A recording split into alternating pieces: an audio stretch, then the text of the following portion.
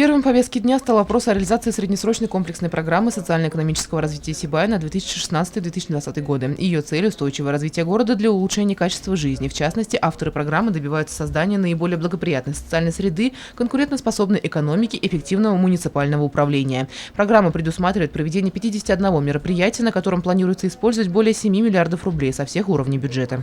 Увеличение в 1,3 раза объема валового муниципального продукта, создание более 1000 дополнительных рабочих мест, положительная динамика в сфере малого и среднего предпринимательства и потребительского рынка, обеспечение формирования бездефицитного бюджета, дополнительное поступление в бюджеты всех уровней от реализации мероприятий в пределах 1 миллиарда рублей, улучшение жилищных условий, 100% ликвидация аварийного жилья, обеспечение ежегодного прироста среднемесячной заработной платы до 10%, сдерживание уровня регистрированной безработицы, ликвидация очереди на зачисление детей в возрасте от 3 до 7 лет в дошкольные образовательные учреждения.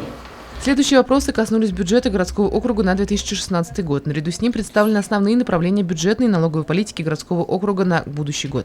Его проект сформирован в соответствии с требованиями действующего законодательства. Общий объем доходов бюджета городского округа определен с учетом ряда принятых решений по изменению федерального и республиканского законодательства о налогах и сборах на 2016 год, а также принятых решений Совета городского округа в сумме 951 миллион 872 тысячи рублей. На 2017 год 984 миллиона 152 тысячи рублей и на 2018 год 1 миллиард 1 миллион 213 тысяч рублей.